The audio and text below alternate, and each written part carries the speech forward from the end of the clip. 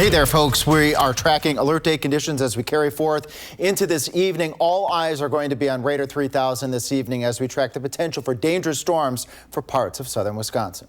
And after a bus crashes through the front of their business, the Asian House is now reopening. We'll hear from the owners and returning customers. Plus, tariffs are already threatening stroller and car seat prices. We'll look into the effects so far. And we welcome you to News 3 Now at 5. Well, our First Warn weather team has been closely keeping an eye on today's severe weather threat, really, for the past week now. We're bringing you team coverage tonight from our weather team in the studio and live out in the field.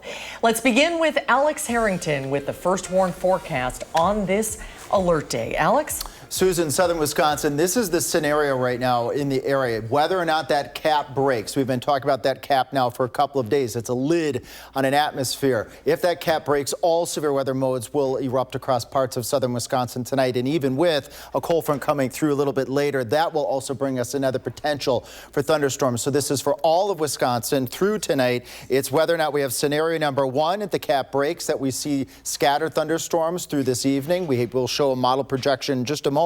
If that cap can hold on tight, that would hold that severe weather threat down. And hopefully that's the case. All eyes on Radar 3000 right now. Some showers over parts of southwest Wisconsin, but this is the area that we're keeping a very close eye on to see if any of these showers are able to break up through that cap and turn into strong thunderstorms. And if they do, they could do that very quickly. One of our weather models, Future Track, showing by the time we get to 7 o'clock, that cap breaking, showing scattered supercell thunderstorms evolving over parts of southern Wisconsin.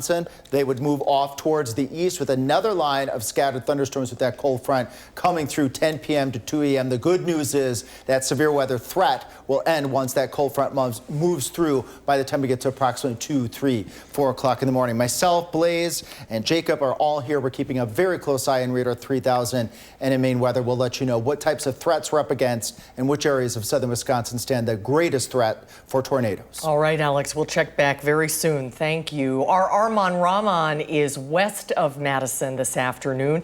He's live today near Fenimore. He's keeping an eye on the line of storms as it develops and offering some tips from experts on keeping things safe amid these alert day conditions. Armand, how do things look right now? Well, yeah, right now we moved a little bit outside of downtown Fenimore, a little bit more to the countryside here, and just to kind of see those clouds as they come in. Right, periodically, we've seen some darker clouds kind of move in from that, Iowa more westward direction, but so far it hasn't really dumped much of anything other than some liquid sunshine, some drizzling showers right now here and there. However, emergency management in this western part of Wisconsin are really still preparing, even if it's not just tornadoes or severe thunderstorms, it's straight line winds. They say straight line winds have come through here historically through this part of Iowa and Grand County and ripped apart different sheds and barns and homes and whatnot, causing a lot of debris to fly around. So they do ask residents to be cautious and avoid traveling tonight if they can for that potential risk. They also say do not really rely on outside sirens to give you some warning. Here, take a look at what the Deputy Director of the Iowa County Management, Amanda Gardner, had to tell me. I ask people who rely on the sirens not to rely on the sirens because they're for outdoor warning in the cities and villages. They're not meant for indoor warning to let you know, especially during the overnight hours. You may not hear it if you're a sound sleeper inside. Now, of course, for tornado sirens, they're monitoring right now with a mini emergency operations center at the Iowa County Emergency Management Office, set up with 3 dispatchers to take calls of debris and damage as they come in real time throughout the duration of the storms tonight. Extra staff and all hands on deck for what could be a severe weather event. However, like I said, right now, other than some darker clouds moving in, things have been pretty quiet here in the western part of Wisconsin. So for now, reporting live in Fenimore, Armand Rahman, News 3 Now. The sun went away just in the course of that live report. Armand, thank you. We will keep an eye on the weather. Of course, Alex will be back shortly. In other news, in Fort Atkinson, fire crews responded to a report of a large tree on top of an apartment complex. This happened about 4 yesterday afternoon. It was on Commonwealth Drive near McCoy Park. Fire crews say the 2.5-story apartment complex suffered major damage to the roof and balconies on the west side of the building. Luckily, nobody was in any of those affected units. No injuries have been reported. The tree went through 2 units and they've been declared uninhabitable. The Red Cross now helping those who have been displaced. displaced. The water dropped quickly in Columbia County near Portage after flooding from the Wisconsin River reached the first floors of several homes. Local reports indicate about 12 homes in the town of Decorah were affected by the floodwaters. The graph on your screen shows the Wisconsin River cresting just below 18 feet.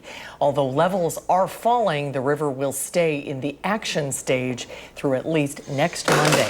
A restaurant on Madison's east side is reopening 2 months after a Metro bus hit the back of the building. The Metro bus crashed after a passenger on board the bus allegedly attacked the driver, causing him to lose control. Our Meryl Hubbard brings us to Asian House Restaurant to see the recovery.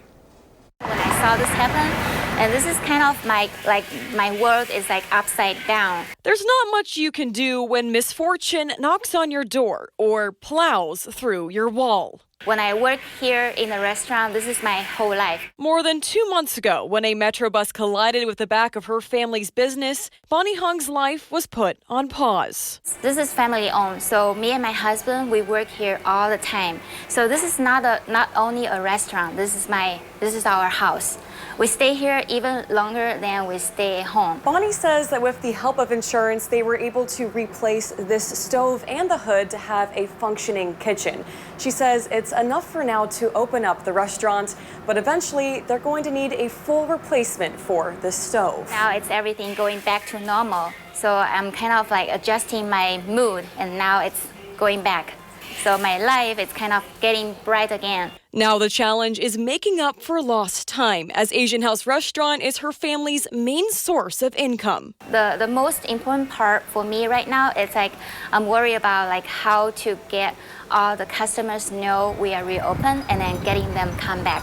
Though Bonnie says she doesn't expect a busy Monday, she's ready to move forward with fortune on her side. So I want to see like who's the first customer that we have today.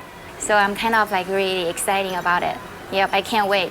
Reporting in Madison, Meryl Hubbard, News 3 Now. Back in business. Asian House Restaurant is not open on Tuesdays, but it will be open the rest of the week. Well, a new poll suggests most Wisconsinites are at least somewhat confident in the accuracy of state election results. The Democracy Defense Project's poll found 78% of voters are at least somewhat confident in results, 47% saying they are very confident. The polling also shows 76% support allowing election officials to process election ballots 1 day before Election Day, with strong agreement across party lines. And when it comes to election workers, 70% of voters view them as important community volunteers who count votes fairly. Baby strollers and car seats are about to get more expensive amid President Trump's tariffs on imports from China. Retailers and trade policy experts say the vast majority of children and baby gear products are manufactured exclusively in China. They also say those products cannot be produced in other countries, including the U.S., anytime soon. The online baby registry Babylist says stroller prices have increased 25% on average, while the cost of car seats has gone up on average by 20%. UW-Madison is reporting that all 27 of its international students and alumni affected by student visa terminations have been returned to active status. UW-Madison students and alums joined thousands around the country who also had seen their visas terminated. Reversals on those terminations started Thursday night and have continued throughout the weekend. However, no explanation was given from the federal government. An adventurous Monticello middle school teacher is sharing her road to recovery after a serious ski accident. Every year, Monticello middle school students take a trip to Tyrol Basin with their teachers as supervisors. Looks like they're having fun, but on the last trip this last year, Deb Freitag, a middle school teacher and avid skier, broke her tibia and fibula. Despite her injury, she hoped this would not be the last of the Monticello ski trips. If you're going to live in Wisconsin, we have to teach these kids how to get outside in the winter, learn a sport that they can have fun with, and not just sit inside where it's dark and, play their video games. So the school let us keep doing it. And so I'm praying that they let us keep doing it even after this incident this year.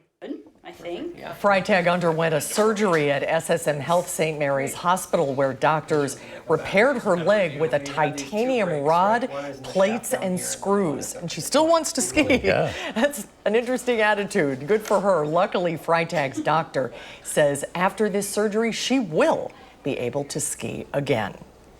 Alex is back next as we keep a very close eye tonight on the potential for severe weather. And the response in Vancouver after a driver plows through a street festival, killing 11. The latest on that story coming up. And on Wall Street today, the Dow with modest gains, climbing more than 114 points. The Nasdaq down about 17. S&P closes up 3.5. We'll be right back. You're watching News 3 Now at 5.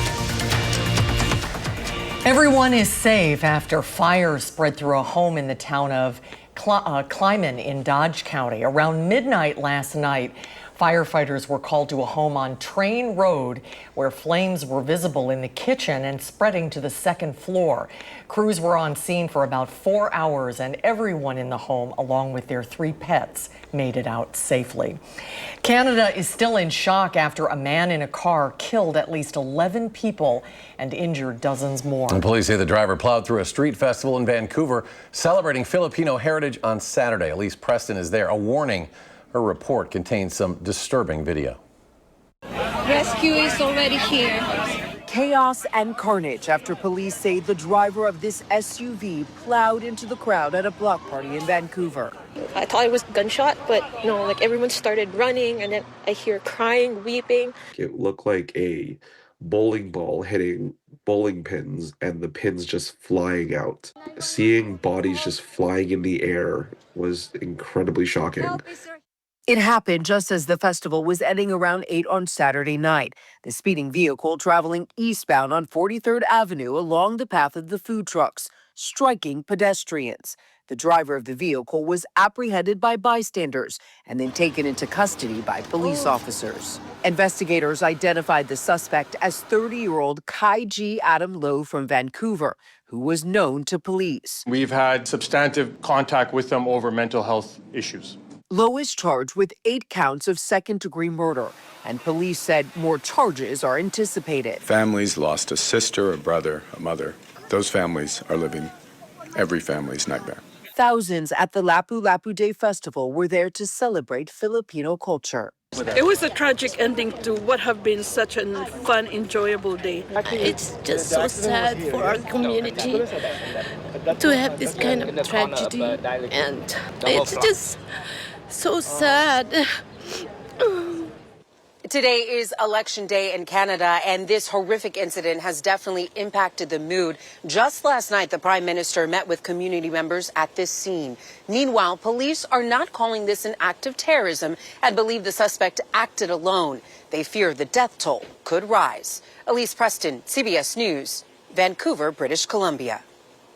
Now let's quickly get it back over to Alex. A complete look at our alert day and the severe weather outlook here, Alex. Right, Eric. First Run Weather Team Blaze, myself, Jacob, are watching every single frame of Radar 3000, every weather camera update, every model update that we can get our hands on, as stratosphere thunderstorms are expected across all of southern Wisconsin, not just this evening hours, but all the way through tonight right now. It really banks on 2 scenarios, and we've been talking about this for a while. Scenario number 1, this cap, this lid on the atmosphere, if it can break, we have scattered thunderstorms this evening that all modes of severe weather would be a possibility, including strong tornadoes. We just consulted the Davenport National Weather Service. They say the cap is still in place right now, but we're keeping a very close eye on that. Hopefully that cap will hold, and that will keep the severe weather threat this evening isolated. Already have some showers here as we look towards Dodgeville, over towards Darlington. This is that area of moisture that's moving in from the south and from the west that can help moisten up, make that layer, that cap break. And we're keeping a very, very close eye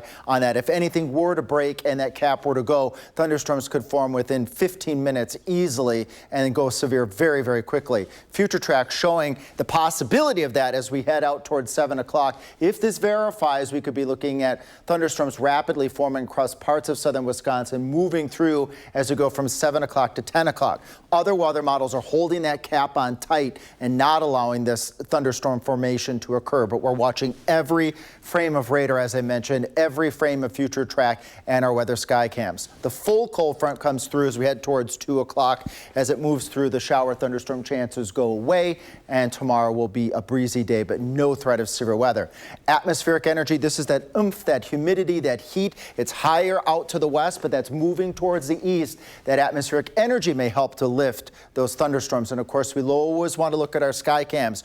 Well, our first warned weather cam, sky cam network here showing cloudy skies right now in Platteville, Upland Hills. Well, it's certainly windy. What we'll be looking for to see if any clouds develop vertically, those cumulus clouds developing into cumulonimbus clouds, if they can pop that cap. That's why these weather cams are so critically important. Level 4 out of 5 risk for much of the area, Madison and Northwest, 3 out of 5 for Madison and points off towards the east. And what I want to say, you can get tornadoes with marginal risk or a high risk. But when you start getting these upper risks here, 4 out of 5, 3 out of 5, what that means is the atmosphere is primed for the higher end potential of larger hailstones, more destructive winds, and the potential in this case, strong tornadoes. Right now, the greatest threats are damaging winds and large hail, but we can't rule out a couple tornadoes. And again, 1 or 2 of those could be on the strong side. Good news is once this weather system moves through this evening, we'll be here through and through until it's through our area. A cooler day, a breezier day as we go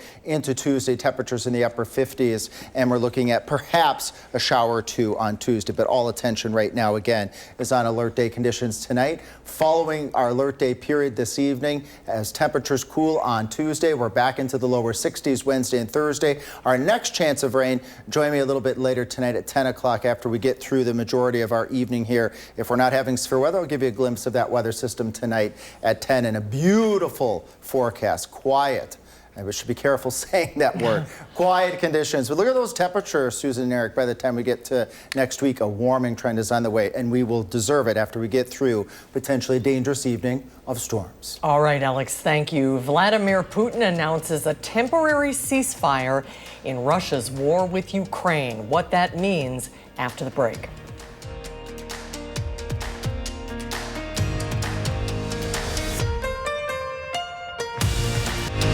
You're watching News 3 Now at 5. Vladimir Putin has announced a temporary ceasefire in the war with Ukraine next month to coincide with victory celebrations marking the end of World War II. It comes as President Trump is putting pressure on both sides to reach a peace deal. We get the latest from Natalie Brand at the White House. As Russian strikes on Ukraine have continued amid ceasefire negotiations, Russian President Vladimir Putin is now calling for a 3-day pause in fighting starting May 8th. Ukraine wants an immediate ceasefire that lasts much longer. And Ukrainians say there is no trust in any proposals from Putin. President Trump has also signaled frustration with the Russian president, questioning on social media whether he truly wants to end the conflict. Well, I want him to stop shooting, sit down, and sign a deal. President Trump met with Ukrainian President Volodymyr Zelensky ahead of the Pope's funeral in Rome. He later suggested Zelensky may be willing to give up Crimea, which Zelensky has repeatedly ruled out. Is Zelensky ready to give up Crimea, do you think, Mr. President? Oh, I think so, yeah. No one wants peace more than Ukraine. Marina Bayduk, executive director of United Help Ukraine, says Ukrainians are eager to learn the conditions of a potential peace deal and whether security guarantees will be a part of it. We've seen in the past 3 years the bravery and resilience of Ukrainian people. They're fighting not just for their territories, they're fighting for their people. The White House says this will be a critical week for negotiations. The president saying he wants a deal in 2 weeks or less. Natalie Brand, CBS News, the White House. The Kremlin urged Ukraine to accept the ceasefire proposal and warned any violations will be met with an adequate and efficient response. Well, Milwaukee Bucks guard Damian Lillard underwent an MRI today that revealed a torn left Achilles tendon. Lillard suffered that injury during the first period of last night's loss to the Indiana Pacers. Lillard will, of course, miss the rest of the playoffs and undergo surgery to fix that injury. The NFL draft has now wrapped up in Green Bay. Great job up there, Eric. And the Packers have 8 new players. 600,000 people attended the event. making it the second highest attendance in draft history. That's behind the 775,000 who attended the draft in Detroit last year. With all those people, the Green Bay Police Department reports there was just one arrest made. How about that? And it wasn't me. I was there covering. And 8 ejections. It was They a behaved. huge success. They were overall. friendly. There wasn't a game going on, so people were getting along. Different. All right, stay with us. We'll have the latest on the possible severe weather after the break. Is offering evidence of a better way to treat certain cancers without chemotherapy or surgery. Also, it's been 15 years since the BP oil spill. How is the environment healed? The beaches may be clear, but our Eye on America looks at lingering damage below the surface. That's tonight on the CBS Evening News. And finally, at 5, we continue covering severe weather as it tears across the Midwest and our area. Well, that could be a busy night. Alex will have more of that in just a moment. In Germany's Bavarian region, men in traditional lederhosen competed in the unique sport of finger wrestling, or Fingerhakeln, I guess is how you say that. My German isn't very strong. About 180 athletes hooked their fingers through leather loops and tried to yank their opponent across the table. While dislocated fingers are common, organizers say it's safer than it looks. The competition, rooted in 19th century tradition, once settled disputes without fists. See, it's a peaceful way to resolve things. To dislocate your finger. Yeah, rip your finger right out. Alex is back. We're really keeping a close eye on things. Very close eye. In fact, the atmosphere is wrestling with itself right now. There's a cap out there. We've been talking about this for days. It's a layer of air that's stable. So if thunderstorms or showers can't pop up through that, it suppresses the severe weather threat. We have a few showers just west of Madison that are trying to push up through that cap. If they can break through that cap, we would have thunderstorms within minutes, given how warm and how humid it is out there. That's why we also use our first warn weather cams. This one is in Dodgeville, looking to the east at those showers heading towards Madison. We'll be using our cams all evening to help figure out which scenario is going to occur here. It's a 50-50 game. Scenario number 1, that cap breaks this evening. We have severe weather if that occurs, or cap doesn't break, which would be the good thing. We don't want that cap to break, and that would bring down the severe weather chances. But then there's a cold front coming through later tonight with more storm threats with that as well. We'll talk more about that at 6 o'clock. All right, more updates then on News 3 Now at 6. Stay tuned now for the CBS Evening News.